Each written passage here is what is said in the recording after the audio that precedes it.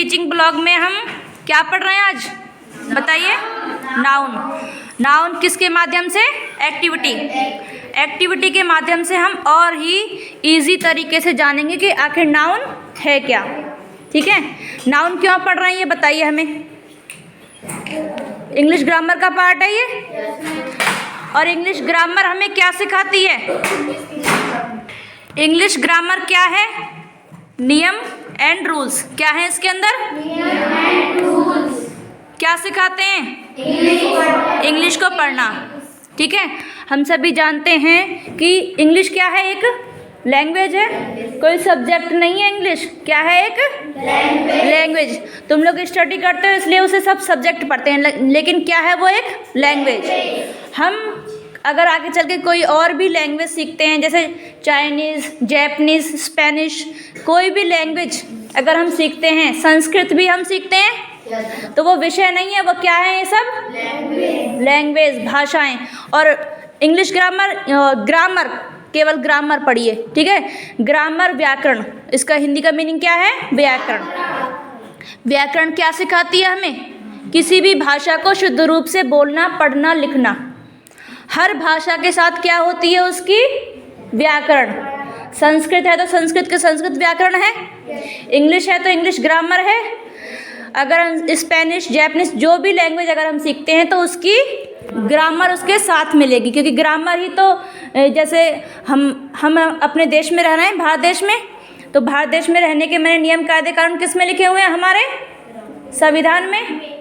संविधान में हमारे लिए नियम लिखे हुए हैं ना, कि हमें ये करना है, हम ये कर सकते हैं, हम यहाँ जा सकते हैं, हम ऐसे कर सकते हैं। तो ऐसे ही इंग्लिश ग्रामर, किसी भी ग्रामर में क्या है? उस भाषा के नियम, कायदे, कानून, रूल्स। ठीक है, तो कुल मिला के इंग्लिश ग्रामर हमें इंग्लिश को पढ़ना सिखाती है, बोलना सिखाती है, लिखना सिखाती है। तो पूरी ग्रामर में क्या है ये? Part of speech. पूरी ग्रामर हमारी किस पे आधारित है? Part of speech. स्पीच पे, जो कि कितने हैं?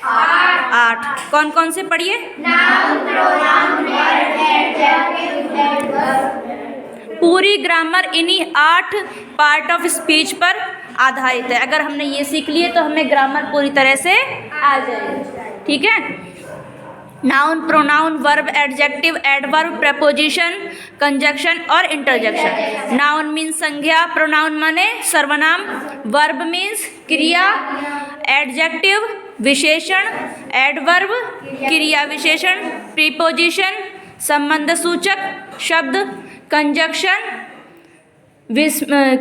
संयोजक शब्द, कंजक्शन नाम से पता लग रहा है जोड़ना। ठीक है, और इंटरजेक्शन विस्मयादि सूचक शब्द। तो चलिए अब हम पढ़ते हैं नाउन। नाउन के बारे में पहली बात हमें क्या पता लगी? It is the part of speech, है ना। यह व्याकरण का क्या है? एक पहला पार्ट ऑफ स्पीच। क्या है ये? पहला पार्ट ऑफ स्पीच। अब इसकी परिभाषा देखिए, it is the name of person, place, things और एनिमल्स, बर्ड्स, कुछ भी। ये क्या है? नाउन एक नाम है। क्या है नाउन? एक नाम है। नाम। पृथ्वी पर, पर्यावरण में कोई भी वस्तु, सजीव या निर्जीव, जो भी उपस्थित है, उसका खुद का एक नाम है। जैसे कि एक कुर्सी है, इसको हम कुर्सी ही बोलते हैं, कुछ और तो नहीं बोलते इसको। ठीक है, तो हर एक वस्तु का, पर्यावरण में जो भी चीज़, वस्तु, चाहे वो सजीव हो चाहे वो निर्जीव हो, उसका खुद का एक नाम है। वही नाम क्या है? नाउन। क्या है वह? नाउन। ठीक है, तो कुल मिला के किसी व्यक्ति में सजीव हो, सजीव जानवर हो, या कोई भी एक व्यक्ति हो, चाहे कोई मेल हो या फीमेल हो, वो सब पर्सन में आ गए। प्लेस किसी स्थान का नाम, चाहे स्कूल हो, चाहे घर हो, चाहे घेर हो, तुम्हारा जंगल हो, कुछ भी हो, कोई फेमस जगह हो, वो सब क्या है? प्लेस में। अब एनिमल, बर्ड, जीव जंतु, सभी प्रकार के इंसेक्ट, कीड़े मकोड़े, जितने भी जीव जंतु, पक्षी, वो सब किस में आ गए? Animal, bird. उनका भी खुद का नाम है। मोर को हम मोर ही बोलते हैं, कुछ और तो बोलते नहीं है। तो मोर क्या है यहाँ पर? नाउन। और थिंग्स निर्जीव वस्तुएं। निर्जीव वस्तुएं ब्लैक बोर्ड, पेन, ईंट, ब्रिक्स, विंडो, फैन, ये सब क्या है? जो निर्जीव हैं वो सब क्या है ना? थिंग्स हैं। तो वो सब इसके अंदर आ गई। तो चलिए एक एक्टिविटी के यहाँ पे मैं कुछ वर्ड्स लिखूंगी, तो वो एक्टिविटी करेंगे हम, ठीक है। तो एक्टिविटी के लिए तैयार हैं सभी, नाउन की एक्टिविटी के लिए। यहाँ पर मैंने कॉलम बनाए, ठीक है, noun activity. Person, place, animal, bird और थिंग्स, यही होते हैं नाउन के अंदर, ठीक है। अब यहाँ पे मैंने कुछ वर्ड लिखे हैं। कितने वर्ड लिखे हैं मैंने? 20। अब आपको इनकी कैटेगरी छांट के लिखनी है। कौन आएगा? शिवा। शिवा और शगुन। शिवा लिखेगा और शगुन बाद में उसकी गलतियों को निकालेगी, ठीक है। तो लिखो शिवा।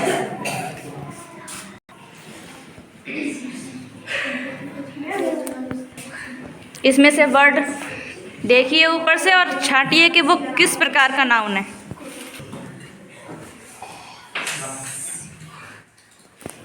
शिवा ने कुछ वर्ड लिखे हैं। चलो शगुन निकालो कौन कौन से गलत हैं इसमें। कुणाल एक व्यक्ति का नाम है, ठीक है, टिक लगाओ उस पर। बॉय, ये भी किसी लड़के को ही बोलेंगे, ये भी इसमें आएगा पर्सन में।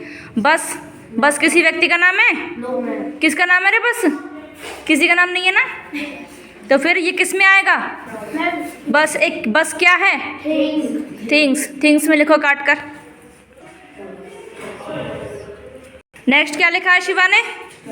ड्रॉप्स। ड्रॉप्स किसी व्यक्ति का नाम है? क्या है ये? थिंग्स। लिखो इसमें, इसे क्रॉस करके थिंग्स उसमें लिखिए।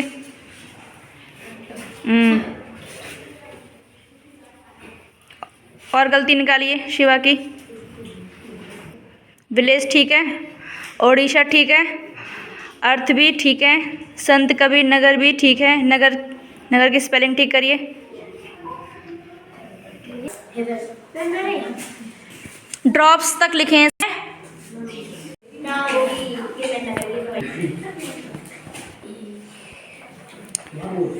सही लिख रही है ये? बताओ।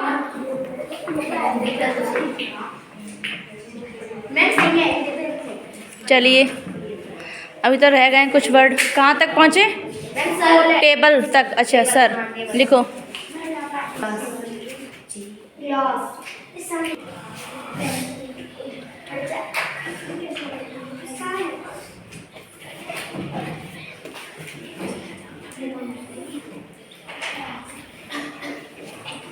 शगुन की गलतियाँ निकालने के लिए कौन आएगा?